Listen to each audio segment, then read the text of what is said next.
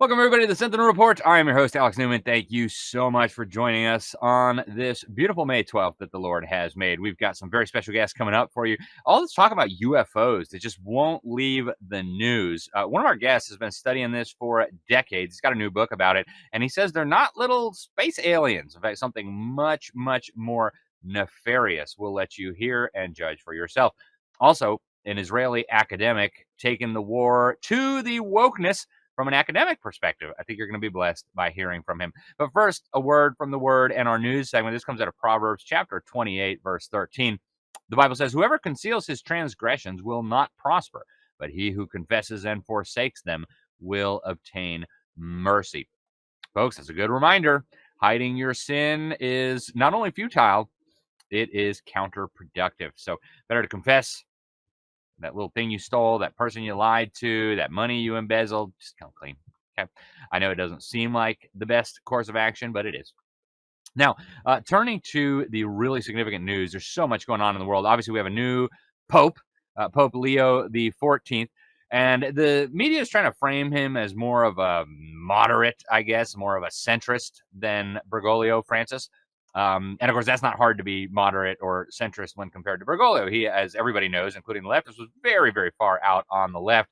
But this new Pope, Leo the 14th, was picked by Francis and was complicit in many of the actions that Francis took that caused such an uproar within the church. He's also a sympathizer and even an apologist for Islam. And so this is going to be an interesting pontificate. We'll keep you updated as things go. We've been in discussions with a lot of Catholic scholars and theologians and journalists to try to get their perspective.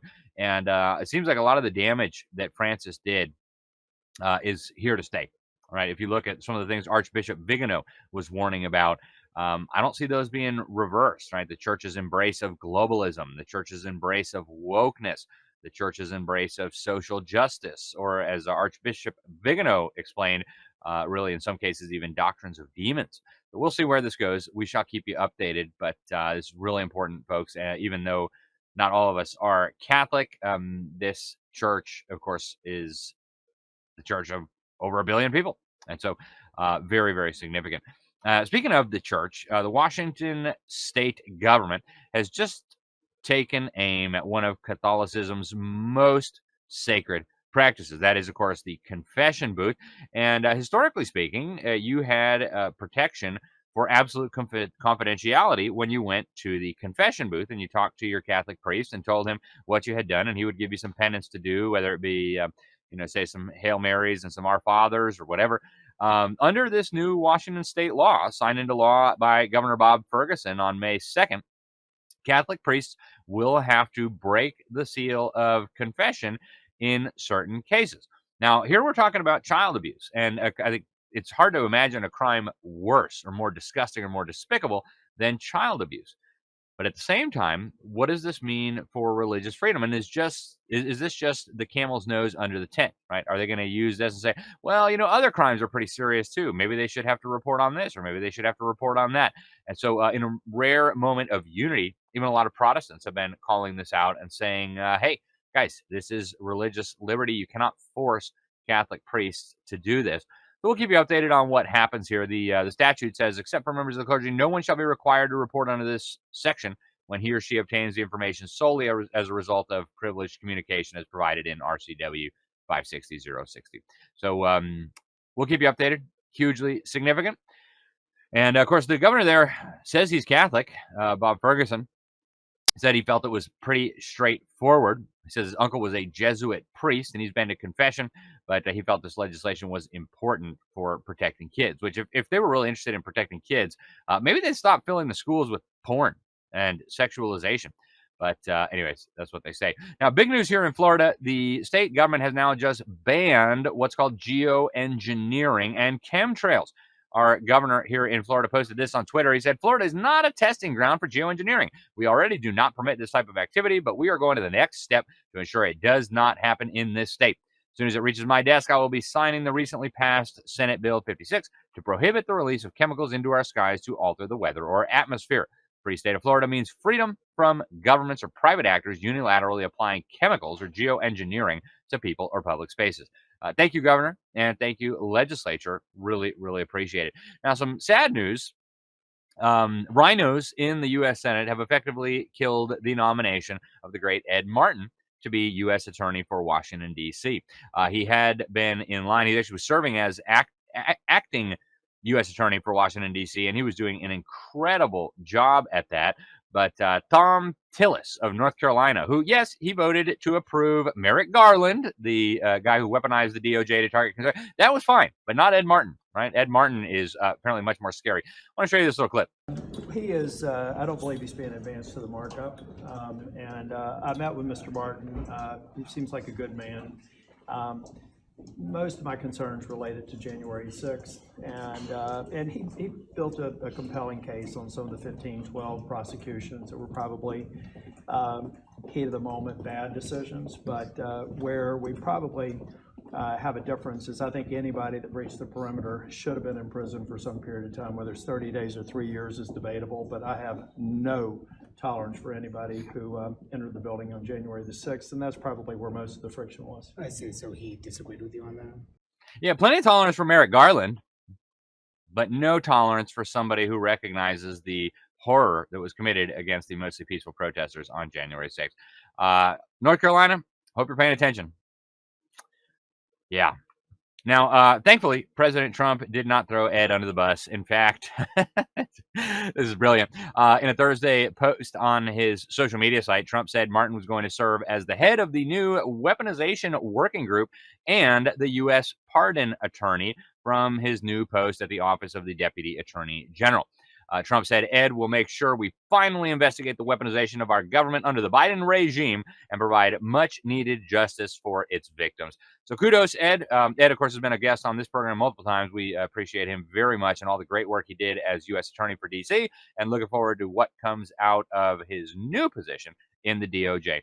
Now, Tina Peters, of course, is right now rotting in prison in Colorado, the Communist Republic, People's Republic of Colorado, because she exposed the massive levels of election fraud, and she wouldn't be quiet about it. Thankfully, Donald Trump is speaking out about this as well. Check it out.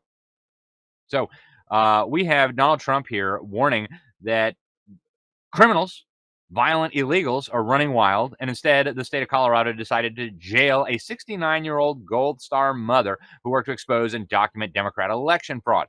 Trump says she's an innocent political prisoner being horribly and unjustly punished in the form of cruel and unusual punishment. He says this is communist persecution by the radical left Democrats to cover up their election crimes, and the DOJ has now been instructed to take, he says, all necessary action to help secure the release of this hostage being held in a Colorado prison by the Democrats for political reasons.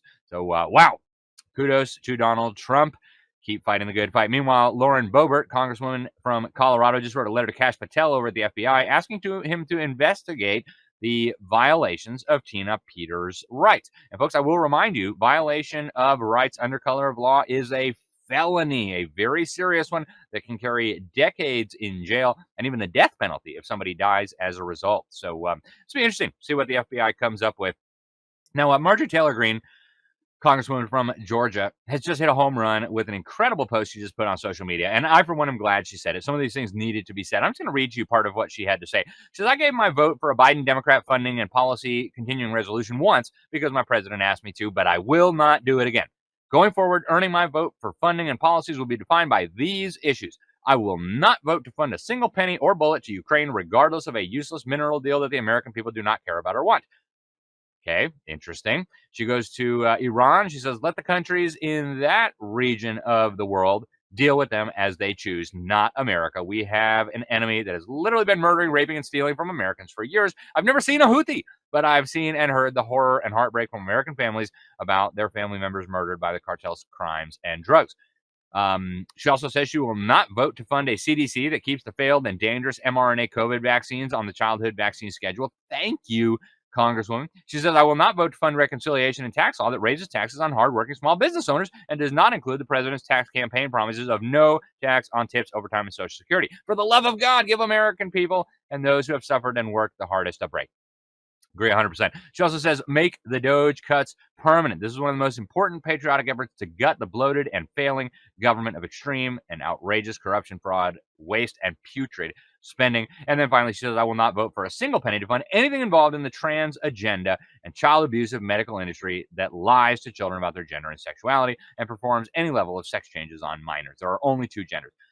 Thank you, Congresswoman. No federal funding for abortion. I mean, you think that'd be a no-brainer, right? No federal funding for any entity that harvested organs from murdered babies. Okay. And she says if Republicans can't do these things, then they have no idea why they won the election. And I agree with her 100%, folks. We got to stop playing around with this. We have a rare opportunity to make some progress. Let's not waste it. Now, Trump has claimed victory in bringing about a ceasefire between the governments of India and Pakistan. He says we stopped the nuclear conflict. I think it could have been a bad nuclear war. Millions of people could have been killed, and I'm so very proud of that. I just got back from India a couple weeks ago, right before all this craziness broke out. Here's Donald Trump. We're going to do a lot of trade with you guys. Let's stop it. Let's stop it. Yeah, right. A lot of trade with you guys, but you got to stop it, all right? Trump administration also has fully implemented the defunding of the UN Population Fund. That's the UN agency in charge of reducing the population of the world. Thank you, Donald Trump, for that. They actually got caught helping the Chinese regime do forced abortions some years. So we're very grateful for them. Now, a tariff update. Treasury Secretary Scott Bessent announced that U.S. tariffs were going to go from 145 to 30% on China, and China's were going to go from 125% to 10% on us.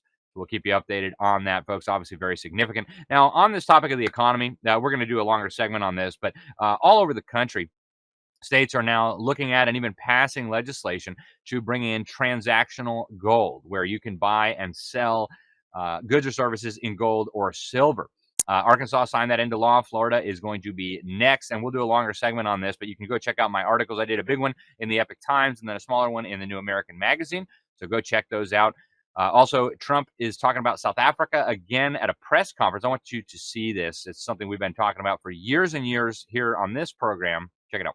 Afrikaners who claim discrimination in their home country are heading to the United States, Right. where your administration is going to welcome them as refugees. Now, this comes as you've halted virtually all refugee admissions for people fleeing famine and war from countries like Sudan and the Democratic Republic of Congo. Why are you creating an expedited path into the country for Afrikaners but not others? Because they're being killed, and we don't want to see people be killed. Now, South Africa leadership is coming to see me, I understand, sometime next week. And, we're supposed to have I guess a G20 meeting there or something, but we're having a G20 meeting. I don't know how we can go unless that situation's taken care of, but it's a genocide that's taking place that you people don't want to write about. Folks, my first article on this, I used to live in South Africa. 2012, we did a cover story called Genocide and Communism Threaten South Africa. It is absolutely happening, and we have to stop pretending like it's not. Before we go to break, I do want you to get over to preparewithsentinel.com, folks. They've got an incredible deal right now. This is actually the company I use to get everything I need to prepare my family for whatever may be coming. And right now, if you get over to Prepare with Sentinel, you can get the 4-week food kit, and you're going to get 4 free 72-hour kits when you buy the 4-week food kit. And folks, there's all kinds of crazy stuff going on between the wars and the communist Chinese and the craziness going on in the dollar and the market. And we have got to make sure we and our families are prepared. That's why I trust My Patriot Supply. I've been using them for years. It's America's largest emergency preparedness company. And for a very limited time, you can go get that 4-week emergency food supply, and you're going to get 4 free 72-hour food kits. That's an extra 12 days worth of food, absolutely free. It's delicious food. It's over 2,000 calories a day. You're going to get it free and fast in terms of shipping. We can't control what the Chi-Coms do. We can't control what the Iranians do. We can't even control what the U.S. government does, for crying out loud. But we can control whether our family is prepared for tough times or not. So preparewithsentinel.com. Also, go check out our friends at classicalconversations.com, folks. If you have kids or grandkids or nieces or nephews or even neighbors and you don't want them brainwashed with wokeness, but you want them to get a real education, go to classicalconversations.com/LSM. It's classicalconversations.com/LSM. And stay tuned. We're going to be right back here on the Sentinel Report with much more. Hello, everyone. I'm excited to announce the next generation of energy drinks, Rev 7. It has no sugar and no caffeine. Instead, Rev 7 uses Go BHB. Go BHB is one of the body's primary ketones, and it provides the most efficient and clean fuel that your body needs. It also helps you stay energized all day with no crashes. Not only that, it produces 3 times more brain energy than sugar, which helps boost your memory, focus, and mental sharpness. It also helps reduce stress and helps balance your mood. Rev 7 does all that while being the best tasting energy drink ever. So go to mypillow.com or call the number on your screen. Use your promo code to save 20% today. I'm so sure you're going to love Rev 7. For a limited time, you get our introductory 3-pack absolutely free. I drink Rev 7 every day and I absolutely love it, and so will you. Welcome to the Sentinel Report. Alex Newman, your host here. Thanks so much for being with us, folks. Our next guest is somebody I've been wanting to talk to for a long time. He and I have spoken at different conferences together, and he's done a lot of work. In fact, I've seen a lot of his YouTube videos over the years. He's got some very, very impressive research. And with all of the hysteria about UFOs almost dominating the news cycle, it seems like the last few years it's just been constant in Congress and in the mainstream media about aliens and UFOs and what is the government hiding. I suspect a nefarious agenda. And our next guest has researched this more than just about anybody I can think of. His name is L.A. Marzulli. He's also a researcher. He teaches at conferences. And he's got a lot of books, dozens of films that he has made. His newest book is called Rungs of Disclosure, Following the Trail of Extraterrestrials and the End Times. L.A., welcome to the program. It's great to have you. Thank you very much for joining us. Oh, thanks for having me here. It's great. Absolutely. So just recently, Missouri Congressman Eric Burlison was talking about this issue of UFOs again. I want to go to a clip of that, and then we'll come back and get your response. As you know, I've been on the Oversight Committee and the UAP task force to try to identify and disclose. In fact, I don't mind saying I've been reaching out to Trump's campaign and to his policy team, trying to get them to consider UFO disclosure. What have they told you? Do an executive order on that. And I think that Chuck Schumer, it's one thing I think Chuck Schumer and I can find an agreement on is that the American people, really the world, deserves to know this. Let me drill down on that. You say you've reached out to the White House about it. What have they told you? So right now I'm chasing down the proper person, but I've been reaching out to people that are in Trump camp that I know. So what's your sense? What's your feeling? What happens here with disclosures, transparency, maybe declassification of any kind? I think Trump he sees himself as the people's president, and I think that if the American people, and there's an outcry for people that want the information, I think that Trump will deliver because he sees his role as working for the American people and not the other way around. If that is put forward, declassified, a report, whatever, what do you think we would see on that front? Look, I hope we get some answers one way or the other, but whether we go back to what really happened at Roswell, what if there was any attempts to cover that up, every event that we've been investigating, that the UFO community has been investigating, I would like to get answers to those events. Fascinating stuff. LA, what do we make of this? I mean, first, let's start off with just the massive levels of interest that we seem to see over the last few years. And it's bipartisan, right? You just heard the congressman say they've got the UAP committee now that's looking into this. What do we make of this renewed interest? Why is everybody talking about this now? Well, that's a really good question. In 2017, Commander David Fravor appeared on Tucker Carlson's show. This was the first rung on a ladder of disclosure. This was a nexus for the creation of the book, Rungs of Disclosure. And I'm watching Commander David Fravor, and the introduction from Tucker Carlson was something like this. Commander David Fravor is an F-18 pilot, and UFOs used to be something that tinfoil hat-wearing people and conspiracy theorists promulgated, but maybe we shouldn't think so anymore. Commander David Fravor joins us, F-18 pilot, and they bring on Fravor. This guy's the best of the best of the best. So it's a triptych. You got Tucker here, you got Commander David Fravor in the middle, and on the third panel is a UFO. I mean, it's at one time classified footage, but there it is, as plain as day. And I'm watching this thing on Tucker, and I'm thinking to myself, You have got to be kidding me. You have got to be kidding me. This is, this isn't some guy in Pascagoula, whatever. Hey, I saw, a UFO. Blah. This is like the best of the best of the best. You don't get to fly an F-18 if you're Elmer Fudd. It's not going to happen. So the bottom line is that was the first rung on the ladder of disclosure. Since then, the book has 17, but the website rungs of disclosure. Every time we go up another rung, I do a video on it. I talk about it. So the website, rungsofdisclosure.com, is interactive. It's ongoing. And I think the biggest revelation to me, even though I knew about it, was the admission by David Grush, a whistleblower, in the halls of Congress when Nancy Mace is doing a back and forth. And here's another stand-up guy. They try to discredit him and all this other stuff. But Nancy Mace goes, do we have crash craft UFOs in our possession? He says, yes. Yes, we do. Then she goes, well, do we have the pilots of these crash craft? And he answers and says, yes, we have biologics. How about that for a little bit of a duck and cover answer? And she goes, well, are these biologics human or non-human? David Grush looks right up at Nancy Mace and goes, non-human biologics. And I mean, that is one of the most startling admissions by anybody in the halls of Congress. This guy's under oath. I'm a student of body language. He's telling you the truth as he knows it. And the fact that he would say we have bodies in our possession is unbelievable. And that became, of course, one of the rungs on the ladder of disclosure.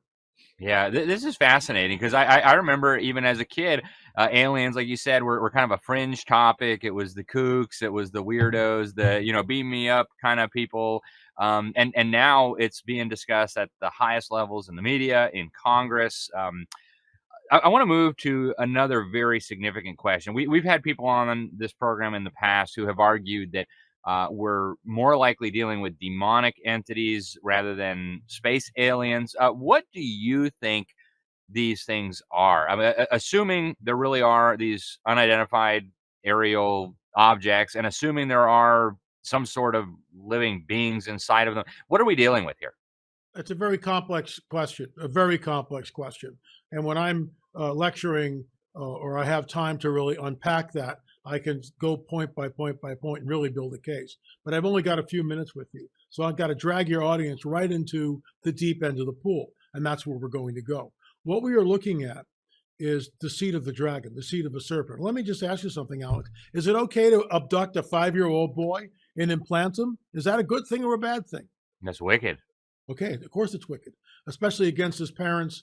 I mean, the parents are going, yeah, go ahead and take my son. So we removed an implant from a man who was 45, but he was abducted at 5 years old, and he was implanted at 5 years old. That's in one of our films on abductions. What we are looking at is a breeding program, and we shouldn't be surprised on this at all, because the Genesis 3:15 narrative states this, that the seed of the dragon, the seed of Satan, will be at war, at enmity with the seed of the woman.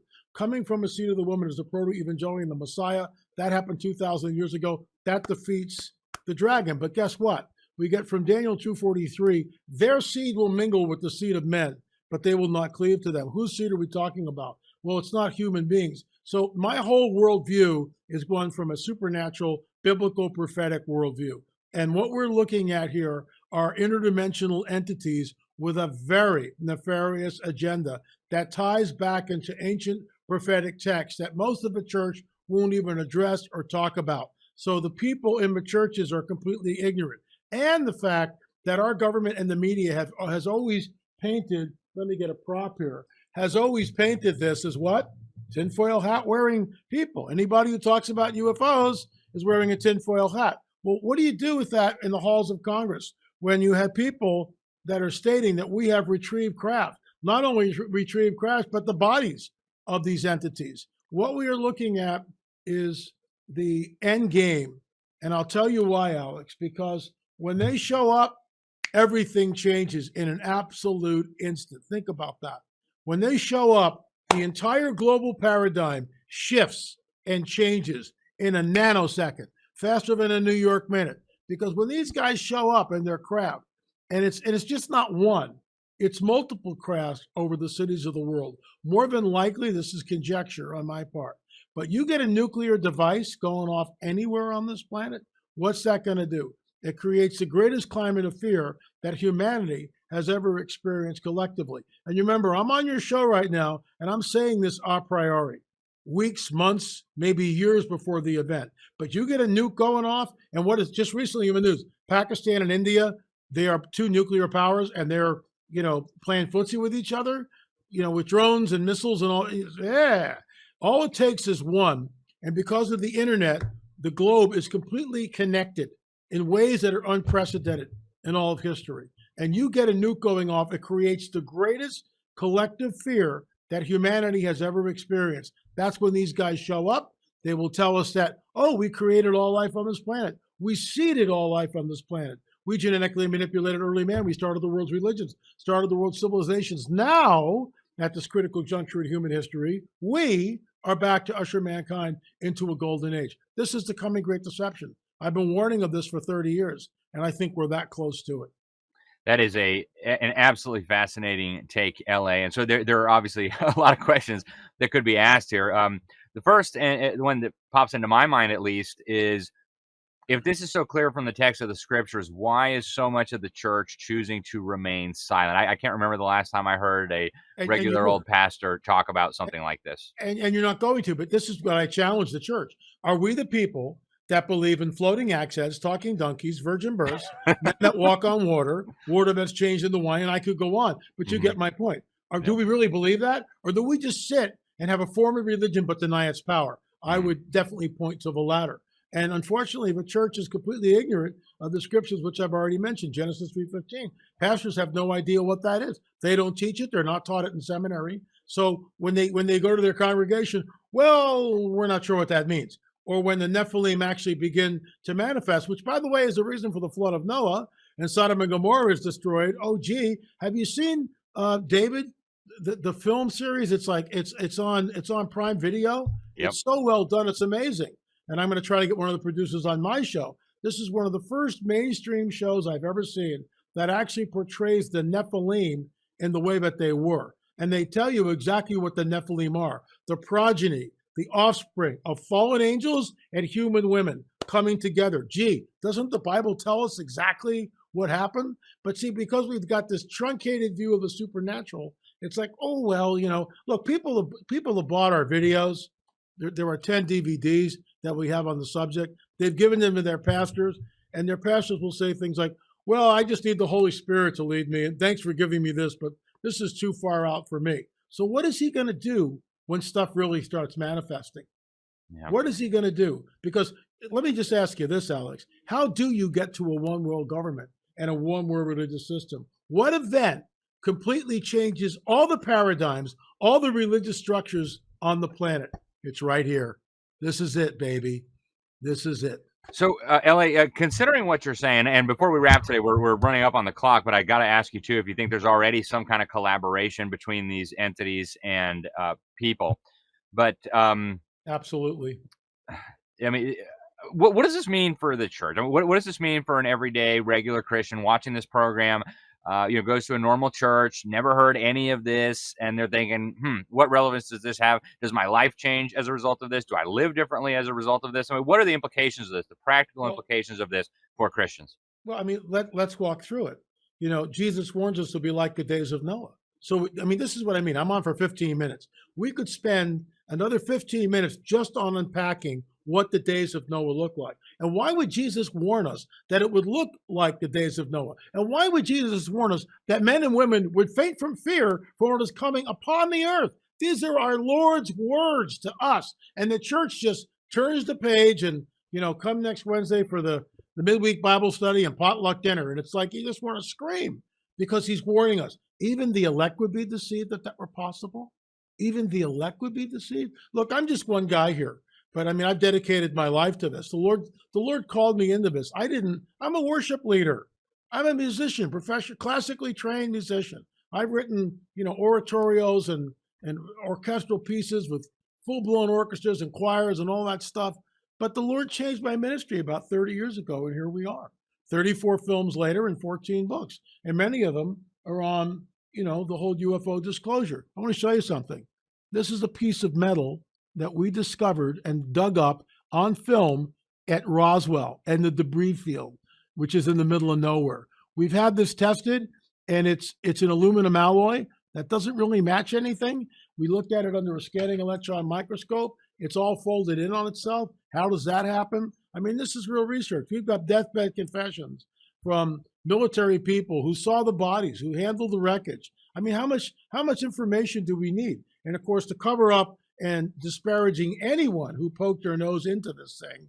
And if you got too close, you could be killed. All that changed in 2017, which brings us full circle, Tucker Carlson and the first rung on the ladder of disclosure. But we're up to rung number 21 right now, which is just, and it's not going away.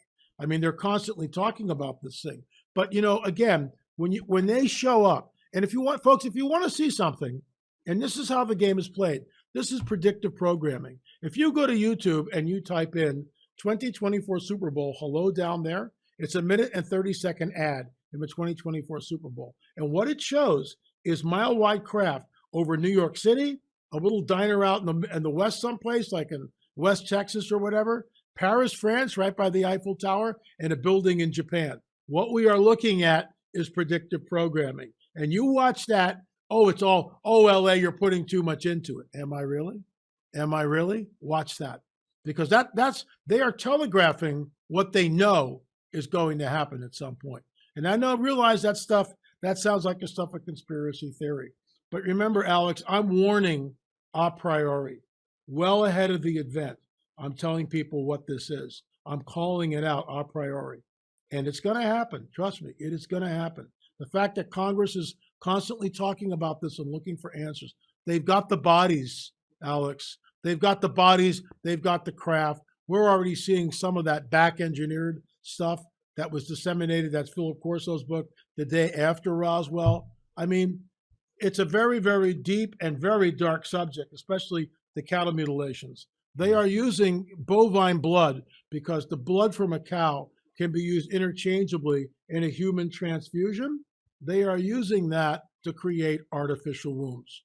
I'm not making this stuff up. I wish I were. But so, Ellie, what does this mean for a Christian? I mean, do we live any differently now that we see? I mean, what are the practical implications for my day-to-day life of this? And I do want to get back to this question of what the government knows already. But how does this change my life? Well, it should change your life dramatically, because if this is the coming great deception and Congress is talking about it, maybe the church needs to wake up and start talking about it too. Maybe you need to get and show, you know, your friends and your loved ones some of this information, because it's not conspiracy theory anymore. It's not. We've got. And you think a lot of Christians are going to be deceived when this happens, LA? You think these things are going to show up and Christians are going to say, oh, maybe we were wrong about God, that these aliens actually did seed life on this planet? Is there a great falling away that even the elect would be deceived if that were possible? And I don't have the answers, all the answers, but I can tell you this, that, and I've said this before, when we go up, they come down. When we go up, they show up. And here's a track. So you think Christians will be raptured when this is going on, or before? I'll illustrate it for you. Okay. So when the rapture of a church happens, we go up, they come down. That's, tongue in cheek here. But I want to read you something. This was written years ago. This is a little tract that we give out for free if you buy anything. And it was written by Barbara Marciniak, who's channeling information. So when you channel, you go into a trance and an entity comes into you. And this entity, of course, we have no idea who it is. It's calling itself the Pleiadians. Listen to what this entity says. We are here. We are the Pleiadians. Humanity is learning a great lesson at this time. The lesson is, of course, to realize your godhood. This is what the New Agers are promulgating. Mm-hmm. If human beings do not change, that they did not make the shift in values and realize that without Earth, they could not be here, then Earth, in its love for its own initiation, is reaching for a higher frequency, will bring about a cleansing that will balance it once again. There is a potential, here it is, there is a potential for many people to leave the planet in an afternoon. The people who leave the planet during a time of Earth changes do not fit here any longer, and they are stopping the harmony of the Earth. Alex, that was written by the New Agers. It's channeled information. I heard this 50 years ago, 5 decades ago, when I was in the New Age, when my third eye was open. I was living, in an ashram with a guru. I mean, I heard this 50 years ago, and this is why we have it in the track. They're already explaining away the rapture of the church. I'll read it again. There is a potential for many people to leave the planet in an afternoon. The people who leave the planet during a time of earth changes do not fit here any longer. They have already explained away the rapture of the church. For the Lord himself will descend from heaven with a shout, with the voice of the archangel. The dead in Christ will rise first. We who are alive and remain will be caught up together with those in the clouds to meet the Lord in the air, and so shall we ever be with the Lord. I'm not making this stuff up. It's there. All I'm doing is connecting the dots. Yeah, this is fascinating, LA. And so I got to ask you, too, we keep hearing of possible collaboration between these entities and government officials at the highest levels, maybe some of the secret mystery schools. I mean, you mentioned some of the channeling. I've looked into some of these, too. Alice Bailey comes to mind, channeling these ascended masters. Right. And I, of course, I don't regard the Book of Enoch as scripture, although I know the Ethiopian Orthodox Church and others do. But I can't help but think of some of what is revealed in there about these watchers. Is there collaboration right now between humans and these entities, in your opinion? And what's going on? Absolutely. They are back engineering craft. There is this quid pro quo. They are creating hybrid beings. And I get it, folks. Some of you out there have never heard this. You're going, well, why haven't I heard any of this in church?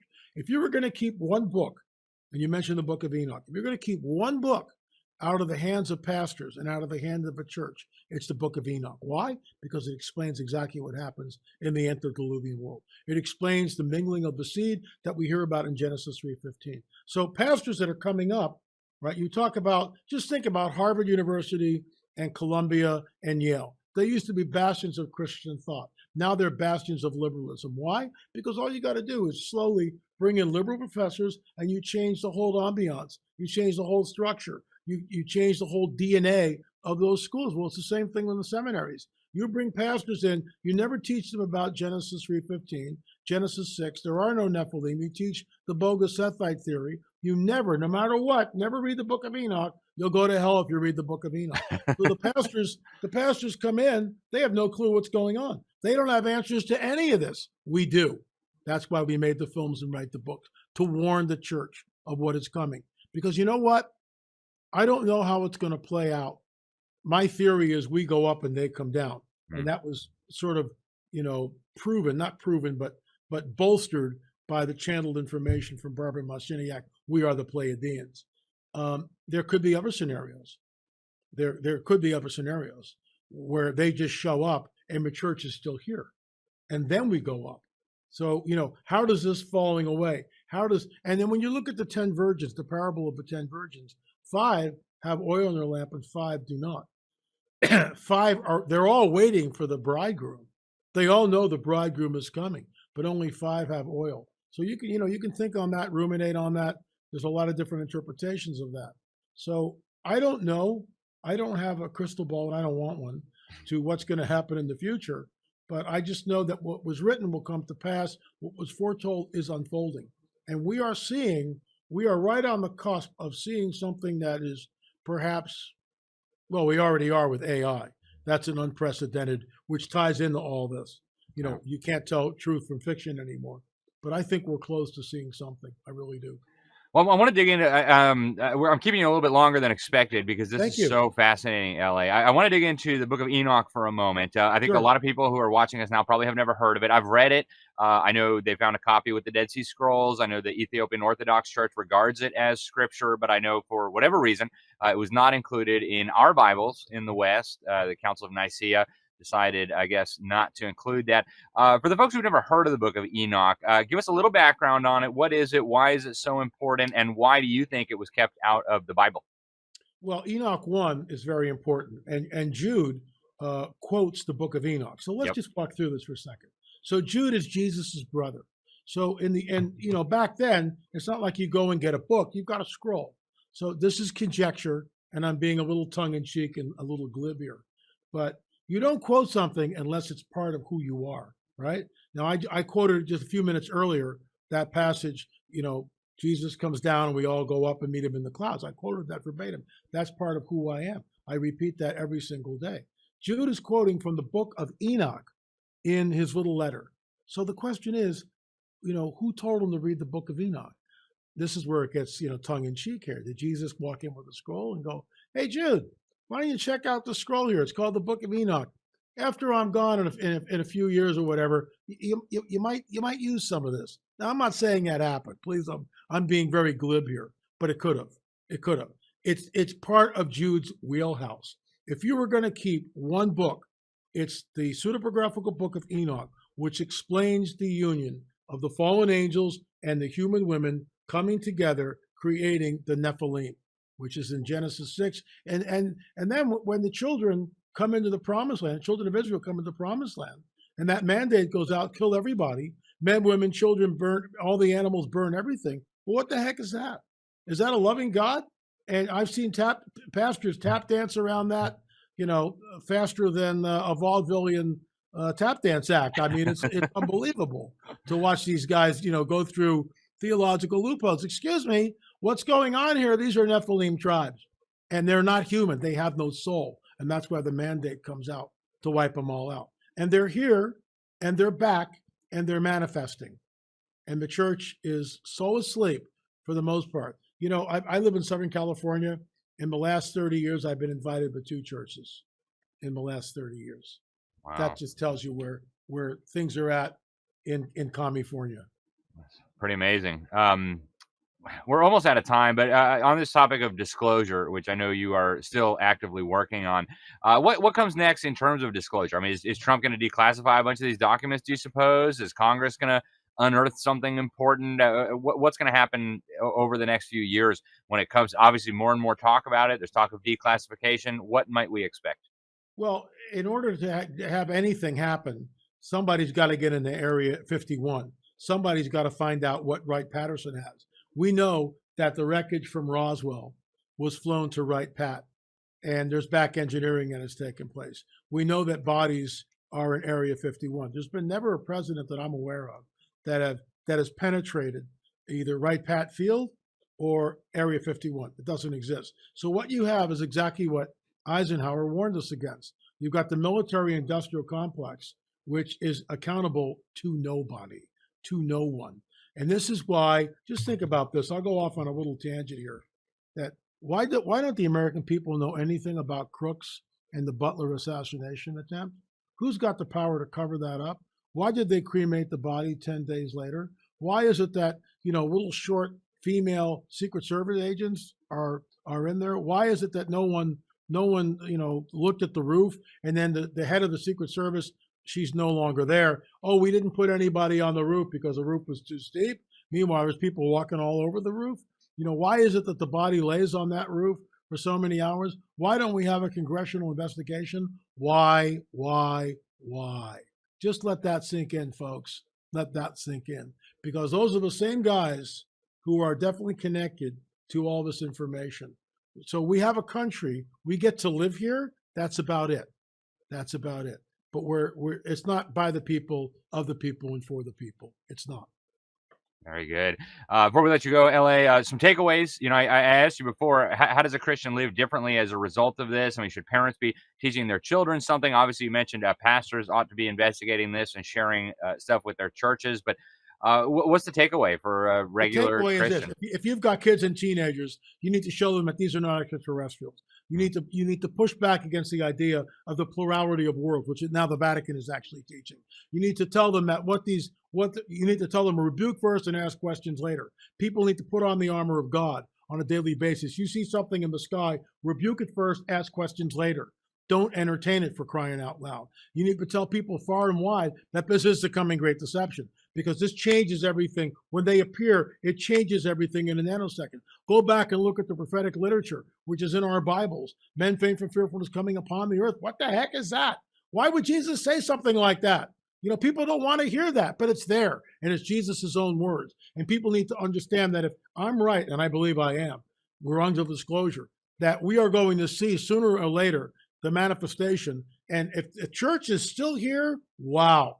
You're going to watch people fall away from the faith faster than you can even imagine.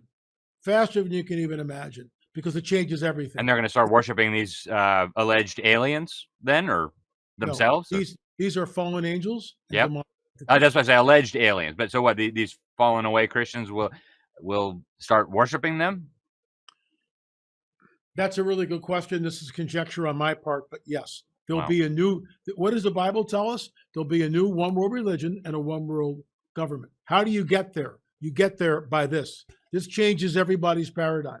This, especially when they see Muhammad and Jesus and Krishna and Buddha come walking out of UFOs. When they see that, that changes everything. And people go, LA, that's absurd. I'm not, where do you think I'm getting this from? Do a search on the Raelians. That's exactly what they promulgate. I show a clip of them saying that. That's what they believe. Ascended Fascinating. mass. Here we are. Absolutely fascinating. L.A. Marzulli, thank you very much. The book, folks, the newest one, he's done quite a few books and quite a few films. The newest one, again, is Rungs of Disclosure, Following the Trail of Extraterrestrials and the End Times. L.A., is there a website people can find you? I know you got a lot of stuff on YouTube. What's the best way for people to follow your work?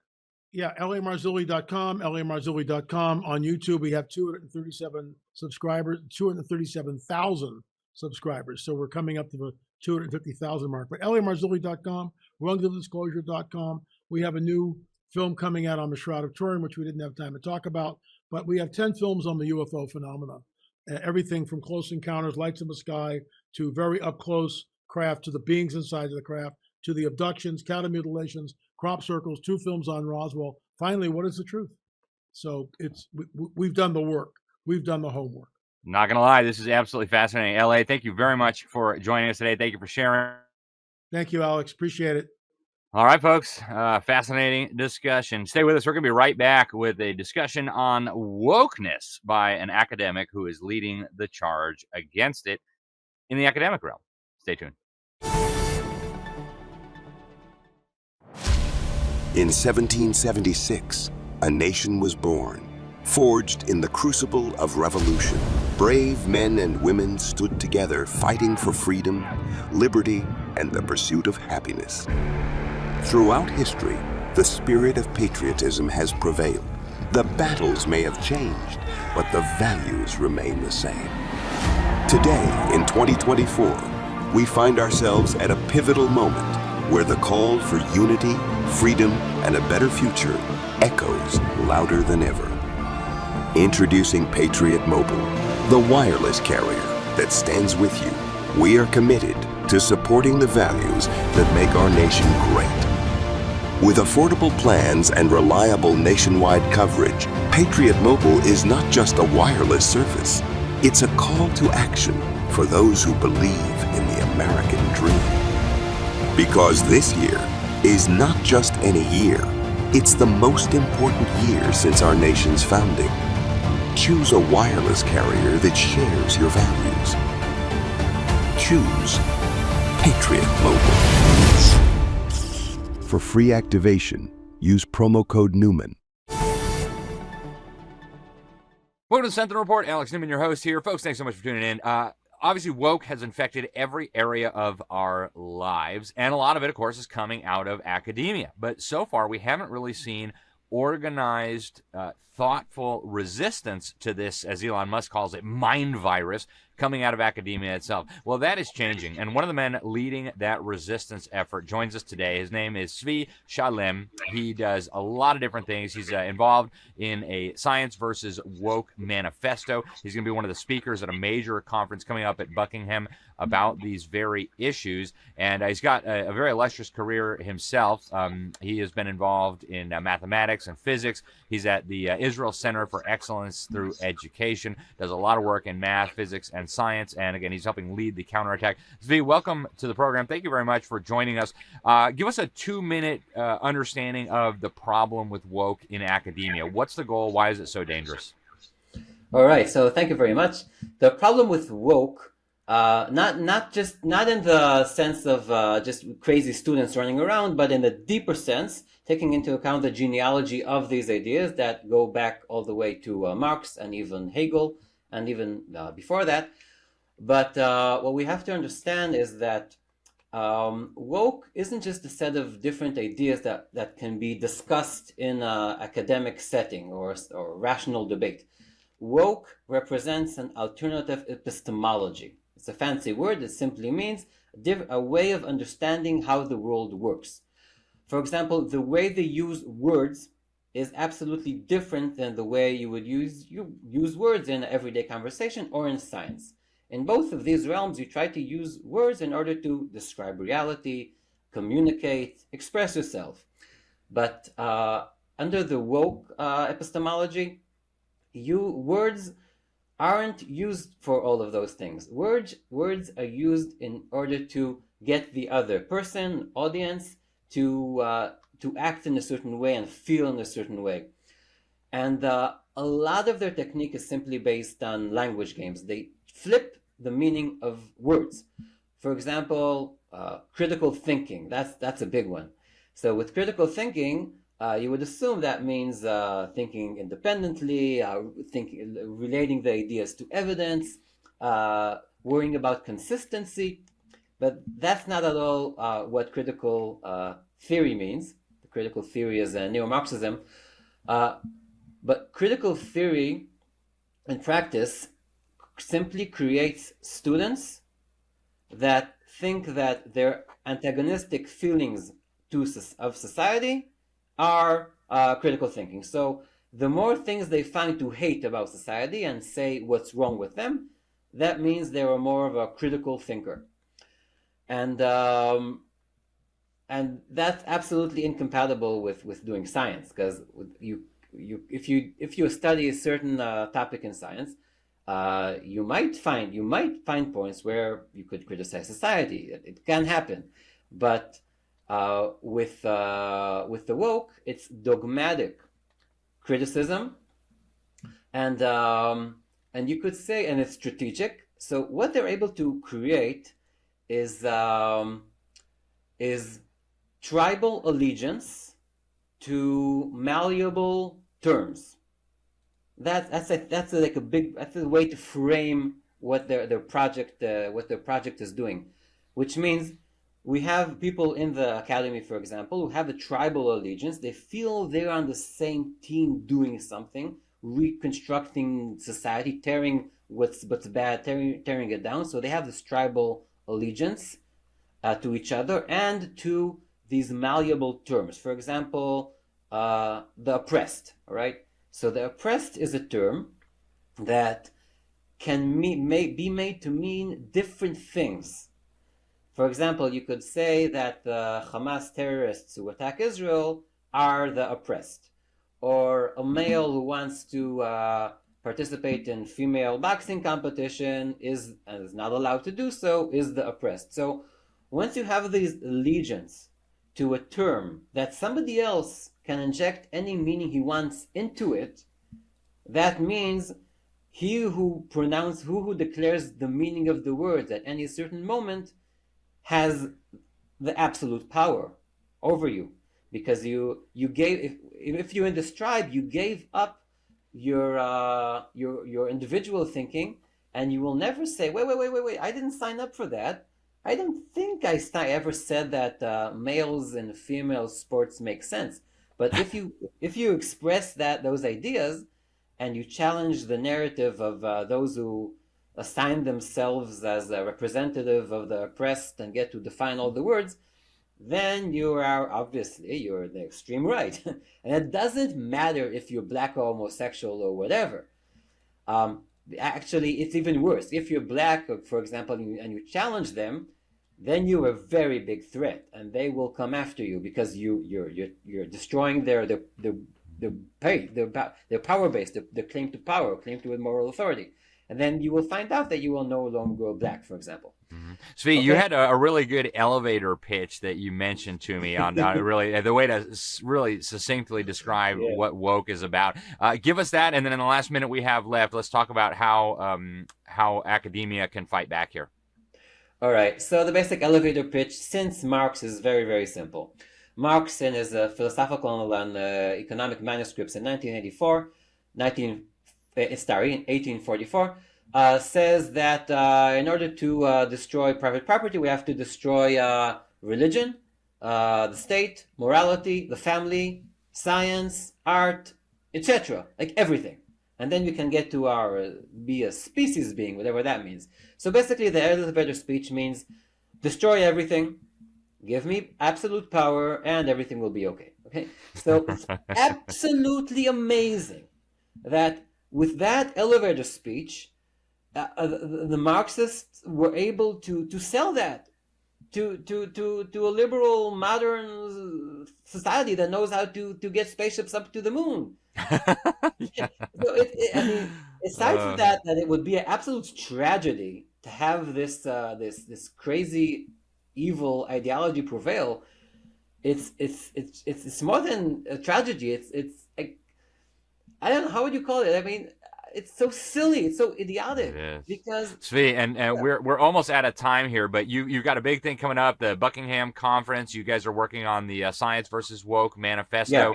Yeah. How and when can people learn more? All right, so it's being drafted. Very prominent thinkers are coming to this conference. Helen Pluckrose, who works with James Lindsay.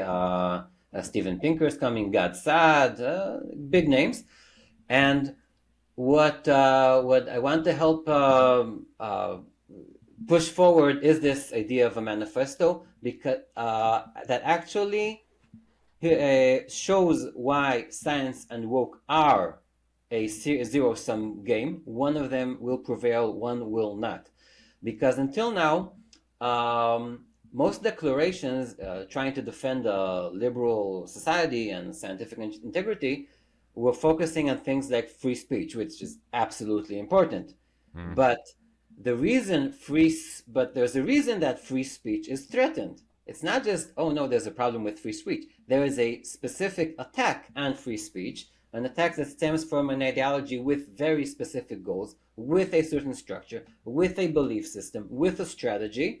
And we have to acknowledge that. We really do have to acknowledge reality.